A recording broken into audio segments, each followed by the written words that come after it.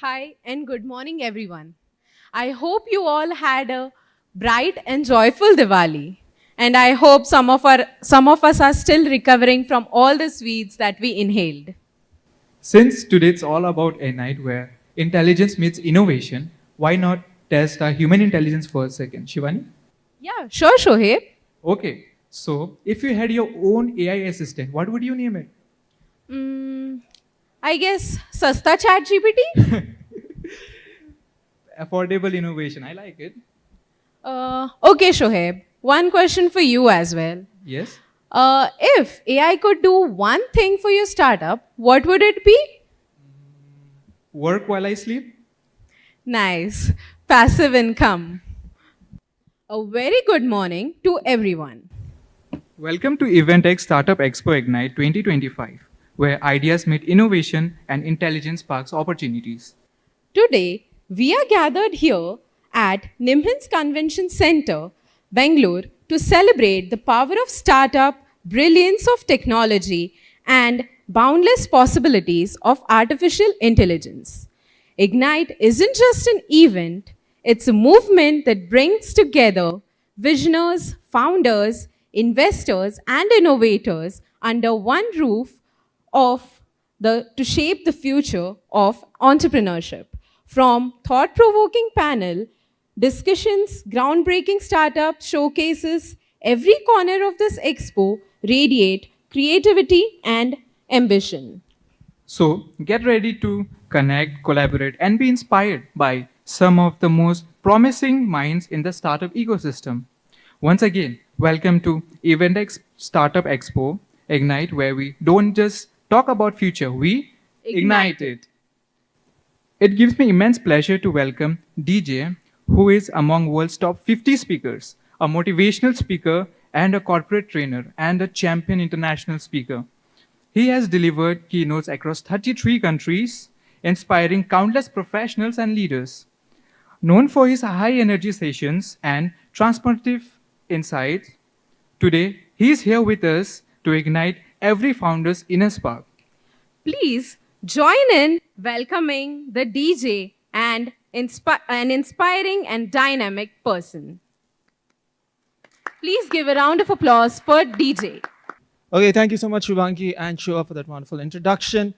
I thought we'll all start off with a small warm-up exercise. Everybody put your right hand up, put your left hand also up, and keep swinging from left to right and right to left. Keep doing it till I ask you to stop. When Anup and Rati called me up, the founders and the coordinators and curators of this program, and they told me you got to give a keynote address, I asked them a simple question. What do you want the objective of my keynote address to be? And he said just one sentence, you should move the audience. So Anup, mission accomplished. Good morning, everybody. Come on, this energy is not enough. We need more energy. Good morning, everybody. Much better. Okay, fine. So Anup, can I have the slides on? Thank you so much. Okay. Now, the one reason why everybody is present over here is for one word, right? Success. Now, I remember when I started my first company, I went to my father and I told him, what does it take for me to succeed in business? And my dad asked me this question, you have no idea how to succeed? I said, I have an idea, but tell me, I don't have enough money as investment. So he said, you have no idea as to how to raise funds? I said, yes, I can probably do bootstrapping, but getting the right employees and managing them without attrition. He said, you have no idea as to how to make employees stick with your company. And I hated the question because he asked me the same question over and over again. You have no idea, you have no idea, you have no idea. And then it struck me what he was leading to. He was leading me to a very simple thing that all it takes to succeed is an idea. And back in the day, there was this particular ad that said an idea can change your life. Now, Dad gave me a beautiful example. Dad was in Mumbai, and it so happened that there was this particular retail outlet. And this particular retail outlet used to sell garments. And they used to sell garments. Life was a breeze. They used to have a lot of fun in making a lot of money. Diwali season, all the more better. And then it so happened that they were flanked by two other shops, one on the left-hand side and one on the right-hand side. So people entering from one side of the road would go to shop number 2. People coming from the other side of the road will go to shop number 3. Nobody would enter shop number 1. And the person thought, it's time for me to close shop. Then a management consultant came in and he said, you have no idea as to how to make this succeed. Well, let me give you a very simple idea. And this is the idea that he suggested. He said, just put 2 words, main entrance. People coming from one side of the road will look at the first shop. They will go again thinking the main entrance is over there. People coming from the other side of the road would again think, oh, this is not the main shop. This is the main shop.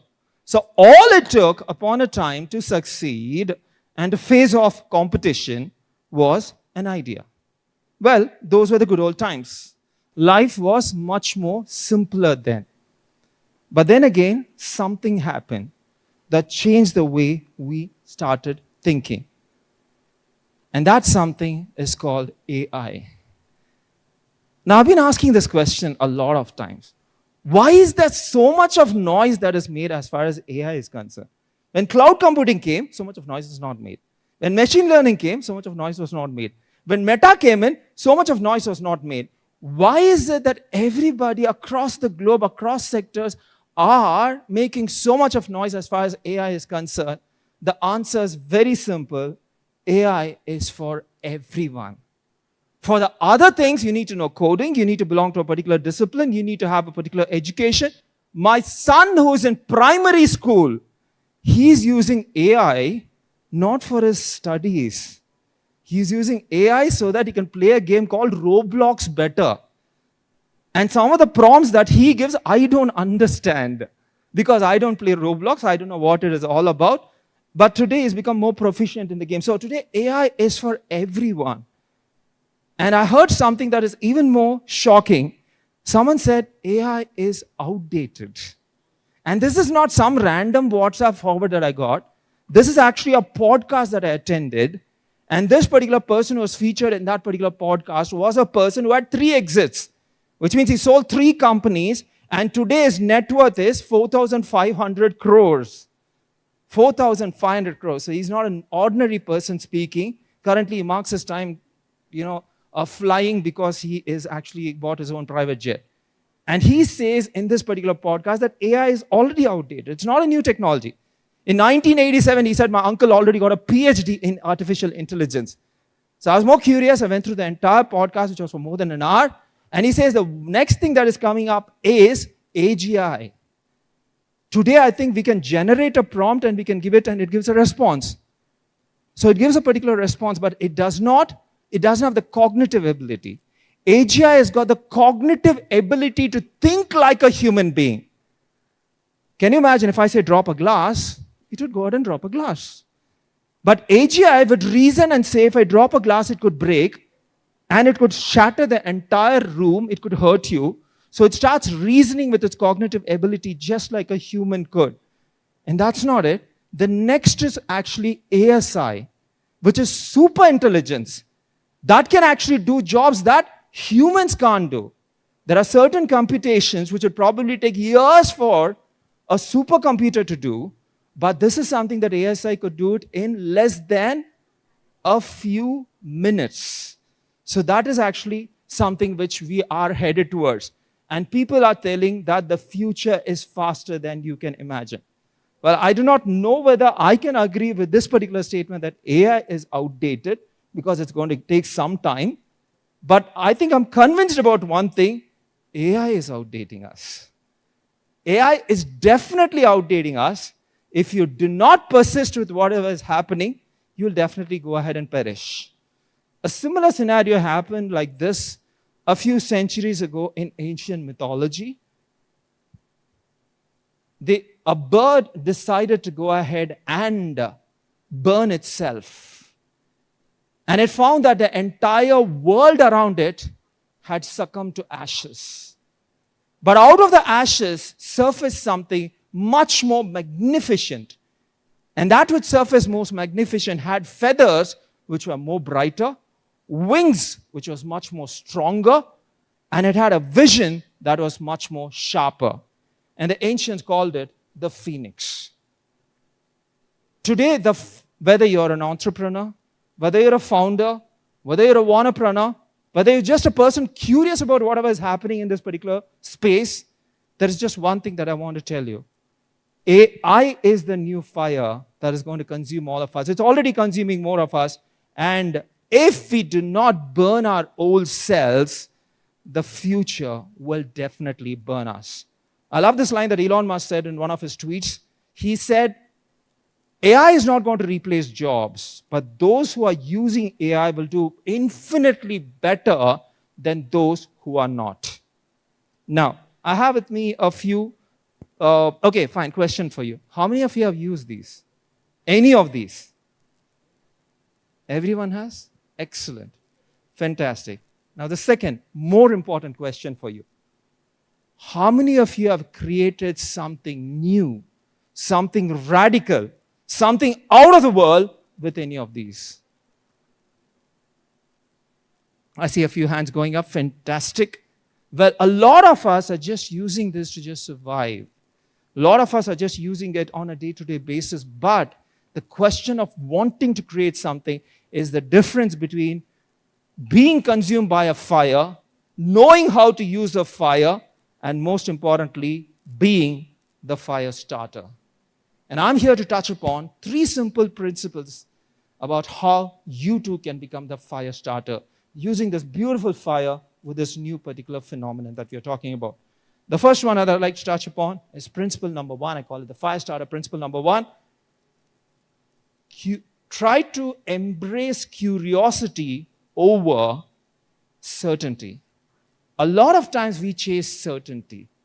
We are able to dwell on something only if you are 100% sure that something will actually flourish. Okay? Now, I'd like to ask you a simple trivia. Can anyone tell me who that is? It looks like my younger brother, but it's not. We both have the same hairstylist, and that's the only thing in common we have. Anyone knows who this guy is? Sorry? Oh, they're talking to each other. Fine. Okay. His name is Balaji Srinivasan. And he, I'd probably say, is a quintessential curious mind. He's a particular person when a lot of people are thinking about what should be my next startup idea, what should be my next revenue model, he was thinking something absolutely radical. He said, what should the next civilization look like? Today, nobody talks about civilizations anymore. And he decided to form another country itself. And he said, I'm going to form a digital country. At first, people laughed at him. They said, you're so stupid. You're out of your mind. Have you lost it? Come on. Who can start a country? And he had takers for it. He even wrote a book. He called it The Network State. And he gives clues also. It's an excellent book. Please go ahead and buy it. I mean, it's a fantastic read. This particular country is formed not out of political ideologies. It's not formed out of borders. It's not formed out of politicians. It is born with just the beliefs of people who are there to make a world a better place. Yes, today it's a bestseller.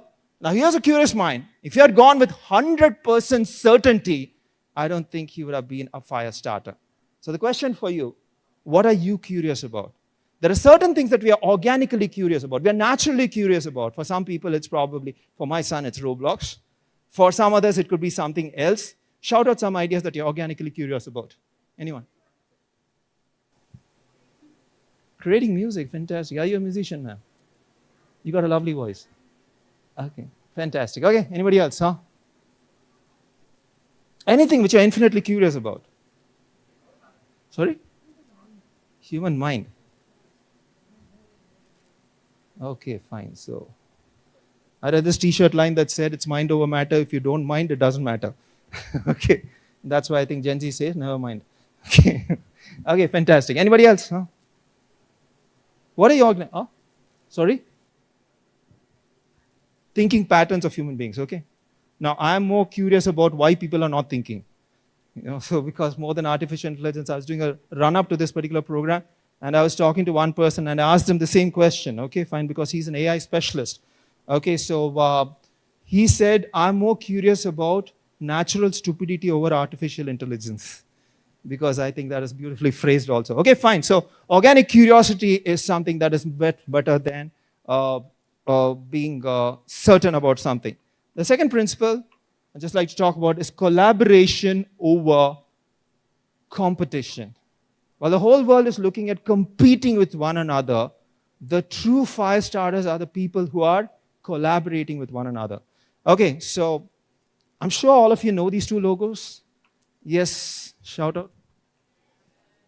Fantastic. Now, what is quite amazing to note is that can both of them be present in the same slide? Both are two radical companies working in two different spaces altogether. One is a company that is deciding to do aesthetically superior products, and another is a company that wants to take something that makes people move. Now, Phil Knight and Steve Jobs in the year 2006 decided to come together to start something called the Nike plus iPod. They said, let's put a small sensor in the Nike shoe. And that sensor will go about measuring a lot of things that would actually help runners, athletes, and people who are the target audience for Nike. Let me tell you, this was at the time when there was no smartwatches, there's no Fitbits, there's no other devices to monitor all this.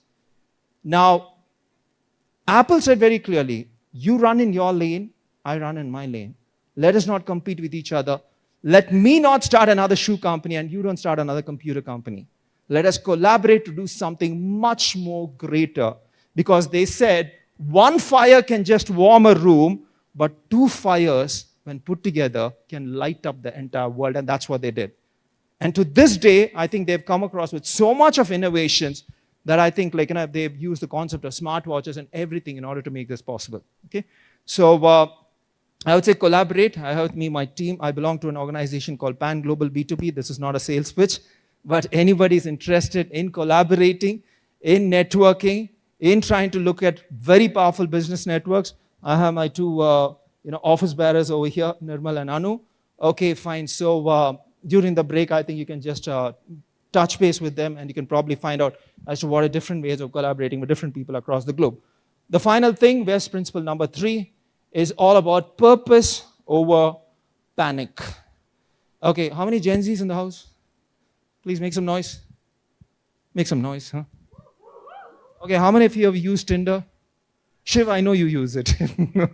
Okay, got lucky anywhere? Someone swiped you, right? It's okay, I won't quote you. Camera's on me, not on you. Okay, anybody? Anybody use Tinder? You know what is Tinder, come on. Okay, fine. Anyone use Bumble? Okay, Christ College, ISB is not responding. Christ, you use Tinder? No, Bumble, okay? Okay, why do you use Bumble? Do you know who founded Bumble? Whitney Wolf. Huh? Okay, Sri Harsha, what were you using? I know your wife's number, okay? I'm going to tell her, what were you using? Tinder. Okay, that's interesting, okay? I pity the people whom you're moderating in the morning. Okay, fair enough, okay? So, in what way is Bumble different from Tinder? Okay, okay, fantastic. That's exactly what Whitney Wolf wanted. She was working in Tinder, and she said Tinder probably is lacking in a purpose. And she started off Bumble and she said, yes, women need someone whom they can converse with, who are less creepy, who do not get to annoy you, get on your nerves and other things. And she started it. And everybody in that particular organization started panicking, but she said, when you're driven by a purpose, you're actually much more better than what you are. Okay, fine. So as my time is coming to a close, I would like to just summarize a quick recap. Do you have any idea as to how to succeed and become a fire starter? Very simple. Try to kindle the curiosity over certainty. Try to go for collaboration over competition. And try to go for purpose over panic. Okay, so I'd like to raise a toast to you. I'm also a Toastmaster, so I think it would be appropriate to start off this particular beautiful summit with a small toast. Okay, I would like to raise a small toast to each and every single person present over here. Let the entire world, let others be content with what they have, but not you. Let others focus on bottom lines and short-term profits, but not you. Let others see competition as enemies, but not you. Let others cut corners in the name of efficiency, but not you. Let others treat their employees as cogs in a machine, but not you. Let others start business that fade away, but not you. Because you are here for a purpose, for a reason, and for an intent. You are here to be a fire starter. You are here to respect collaboration over competition. You are here to kindle curiosity over certainty. You are here to chase a purpose instead of panic. So here's to all you fire starters. Let's start a fire and let's create a revolution, because the world is waiting for to discover another fire for the second time. Cheers to all of you, and here's wishing you a wonderful future. Cheers. Okay, those are my coordinates in case you choose to keep in touch. Please don't send me lame forwards saying forwarded to 500 people. Otherwise, you'll die tonight. I keep getting that every day. Okay? Take care, everybody. Bye. Have a great evening. Thank you so much, DJ, for that insightful and inspiring session. Your words truly gave us a lot to think about and have left us motivated to approach our journey with a new perspective. We sincerely appreciate the time and wisdom you shared with us today. So now I would like to call upon stage Mr. Anoop Terafdar sir to hand over the memento to DJ. Please everyone give a round of applause.